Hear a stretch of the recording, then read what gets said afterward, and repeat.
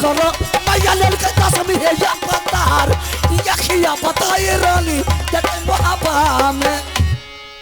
रानी बात कुछ नहीं है, लेकिन बहुत बड़ी बात यही है। क्या बात बड़ा है कि आज आपकी प्यारी बेटी भतीजी है, वो आज बगीचा से खेल करके आई, मेरे सामने में आकर के गिर गई। क्या? कंचन कुमारी जब ने आकर के मेरे सामने में गिर गई, मैंने पूछने लगी क्या बात है कि आज आंदा दूसरा रोज मैंने देखती थी कहीं से खेल करके आती थी तो मेरी गोद में आकर के उछल करके बैठ जाती थी, लेकिन आज क्या बात है कि आज रोते हुए आई है बगीचा से। कोई नजर उठा करके देखा या बेलजबान बात बोला है?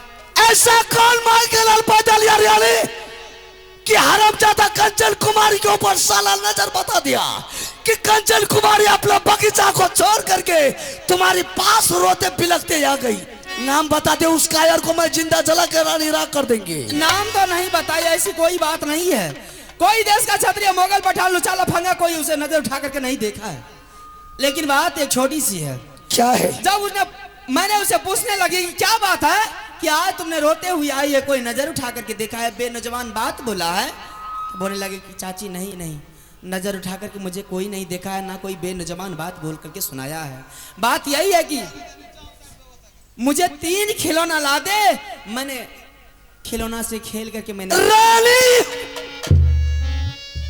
पैदा किया है मेरे भाई इंदर और कंचन कुमारी का, लेकिन पोष पाल करके बाबू रुद्र सिंह दोनों बच्चा को तैयार किया है। जिस रोज कंचन अपने मां के कोख से राज मोहब्बत के मालों में जन्म लिया था रानी, मैंने उसी रोज अपने मन के अरमान को ठान लिया था कि जब ये कंचन कुमारी शादी करने का लायक हो जाएगी, मैं धूमधाम से शादी कंचन कुमारी का करवाऊंगा अपने हाथ से, क्योंकि मैंने इस हाथ से लाखों करोड़ों हत्या किया हूं।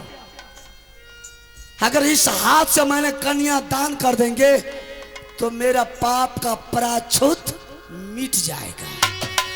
हैरानी, अगर उस कंचन कुमारी के ऊपर थोड़ा सा भी राज महाबा में कोई आंच आ गया तो मैं राज महाबा में किसी को जिंदा बचने के लिए नहीं देंगे। बोल क्या बात है? आप ही ने उस बेटी के बारे में मुझे बोले थे कि रानी मैं जा रहा हूं जंगल शिकार खेलने के लिए, इसे कुछ नहीं होना चाहिए। मैंने बोल के गया था और सारा जिम्मेदारी कंचन कुमारी का तुम्हारे ऊपर छोड़ करके गया था। जन्म दी बड़ी गोत्री ने और सारी जिम्मेवारी मेरी ऊपर। सही बात है, मैंने सारी जिम्मेवारी उस पुत्री की उठा चुकी हूँ, लेकिन आपने बोले थे कि रानी अगर इसे कुछ हो गया तो मैं तुम्हें बचने के लिए नहीं दूंगा। हाँ, मैं अभी भी कहता हूँ रानी, अगर एक आंसू कंचन कुमारी का बह गया तो मैं तुम्हें जिंदा फांसी दरबार में लटका दूंगा।